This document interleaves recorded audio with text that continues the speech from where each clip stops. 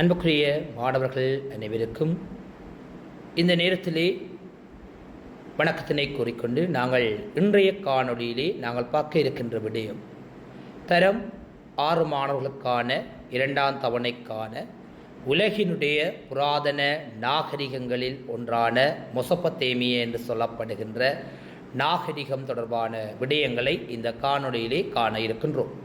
Mesopotamia நாகரிகம். Mesopotamia நாகரிகம் என்று சொன்னாடா பிள்ளைகள் பாருங்கள், மெசொப்பொத்தேமியா நாகரிகம் என்று சொன்னால் 2 நதிகளுக்கு இடைப்பட்ட ஒரு நாகரிகம் என்று சொல்லி குறிப்பிடுவோம். 2 நதிகள் என்று சொல்லப்படுவது யூப்ரடிஸ் தைக்ரீஸ் என்று சொல்லப்படுகின்ற இவ்விரு நதிகளுக்கும் இடைப்பட்ட காலப்பகுதியில் தோற்றம் பெற்ற ஒரு நாகரிகம்தான் பிள்ளைகள் மெசொப்பொத்தேமியா நாகரிகம். இந்த நாகரிகத்தை எல்லாரும் சுமேரிய நாகரிகம் என்றெல்லாம் குறிப்பிட்டுக் கொள்ளுவினம். எந்த நாகரிகம்? சுமேரிய நாகரிகம் என்றெல்லாம் குறிப்பிட்டுக் கொள்ளுவினம். இந்த நாகரிகம் இன்றைய ஈராக் என்ற நாட்டிலே தோற்றம் பெற்றிருக்கின்ற ஒரு நாகரிகம்.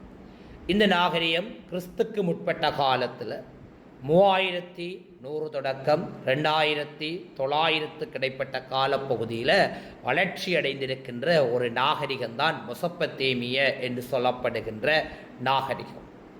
இந்த நாகரிகம் இன்றைக்கு 5000 ஆண்டுகளுக்கு முன்னரான காலப்பகுதியில் தோற்றம் பெற்றிருக்கின்ற ஒரு முக்கியமான நாகரிகம். இந்த நாகரிகத்தில் நாங்கள் பொருளாதார ரீதியாக விவசாயம், வர்த்தகம் என்ற அடிப்படையிலும், சமயநிலை, சமூக அமைப்பு, எழுத்துக்கலை என்ற அடிப்படையிலும் இந்த மெசொப்பொத்தேமியா நாகரிகம் தொடர்பாக நுணுகி ஆராய்ந்து கொள்ள முடியும். அதன் அடிப்படையில் நாம் மெசொப்பொத்தேமியா நாகரிகத்தினுடைய பொருளாதார கட்டமைப்பிலே விவசாயம் என்ற அடிப்படையாக பார்த்தோம் என்று சொன்னால், புராதன மெசொப்பொத்தேமியா மக்களினுடைய வாழ்வாதார தொழிலாக விவசாயமும் விலங்குகளை வளர்த்தலும் காணப்பட்டிருக்கின்றது. இந்த விவசாயம் மழைநீரை நம்பி மேற்கொள்ள முடியாத ஒரு நிலைமை ஆரம்ப காலத்தில் காணப்பட்டிருந்தாலும் ஆற்று நீரை விவசாயத்துக்கு பயன்படுத்தி ஆரம்ப காலத்தில் விவசாயம் வளர்ச்சி அடைந்திருக்கின்றது. ஆரம்பகால மக்கள் இந்த விவசாய செயற்பாடுகளுக்காக சில உபகரணங்களை பயன்படுத்தியிருக்கின்றார்கள். அந்த உபகரணங்கள் பல்வேறு பொருட்களால் உருவாக்கப்பட்டுள்ளது. குறிப்பாக இந்த கலப்பை என்ற உபகரணம் உலோகத்தினாலும், மண்வெட்டி என்ற உபகரணம் கல்லினாலும் உருவாக்கப்பட்டிருப்பதை காண முடியும். இதனை விட ஆரம்ப மெசொப்பொத்தேமியா மக்கள் இந்த பழங்கள், தானியங்கள், மரக்கரைகள் என்பவற்றினை பயிரிட்டதோடு குறிப்பாக கோதுமை, பார்லி என்று சொல்லப்படுகின்ற தானியங்கள் மெசொப்பொத்தேமியாவிலே பயிரிடப்பட்டிருக்கிறது. இவ்வாறான விடயங்களை வெளிக்காட்டுகின்ற ஒரு சான்று களிமண்ணாலான தட்டிலே பொறிக்கப்பட்டிருப்பதை காண முடிகின்றது. இவ்வாறு மெசொப்பொத்தேமியா நாகரிகத்தினுடைய பொருளாதார அமைப்பின் விவசாயம் பற்றி அறிந்து கொள்ள முடிகின்றது.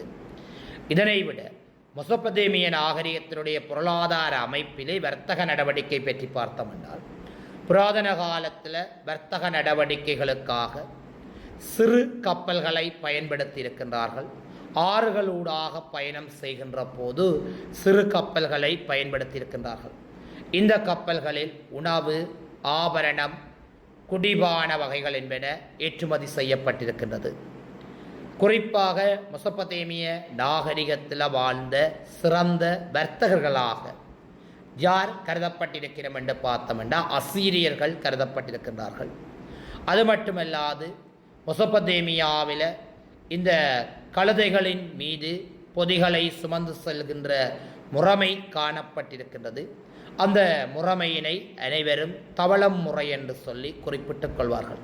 இவ்வாறான பொருளாதார முறைமையினாப்பா காணப்பட்டிருக்கின்றது. இதைவிட நாங்கள் மெசொப்பொத்தேமியாவில் எப்படி சமய நிலை காணப்பட்டிருக்கின்ற பார்த்தோம் என்று சொன்னால், மெசொப்பொத்தேமியா மக்களுக்கு இயற்கை என்றால் பயம்.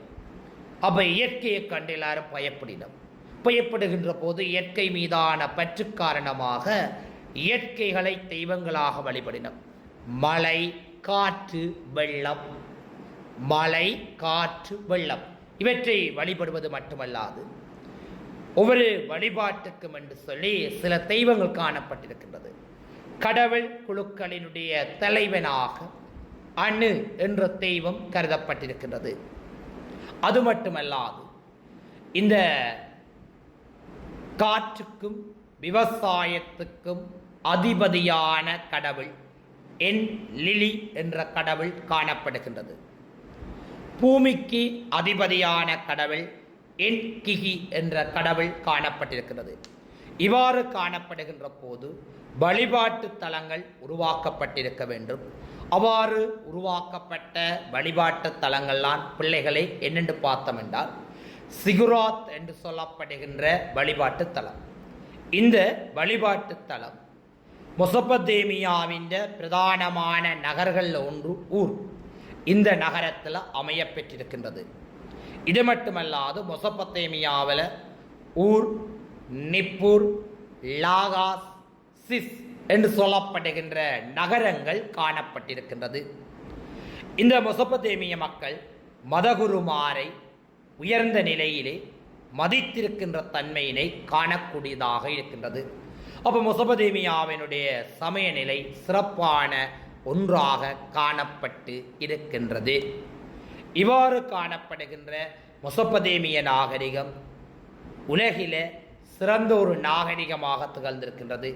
ஏனென்று பார்த்தோம் என்றால் எண்களை எண்ணுவதற்கு கற்றுக் கொடுத்த நாகரிக கணிதவியலாளர்கள் ஆரென்று கேட்டால் மெசொப்பொத்தேமியாவை சார்ந்தவர்களாக காணப்படுகின்றார்கள். இதன் மூலம் மெசொப்பொத்தேமிய நாகரிகம் ஒரு உச்சநிலை அடைந்த ஒரு நாகரிகமாக காணப்படுகின்றது.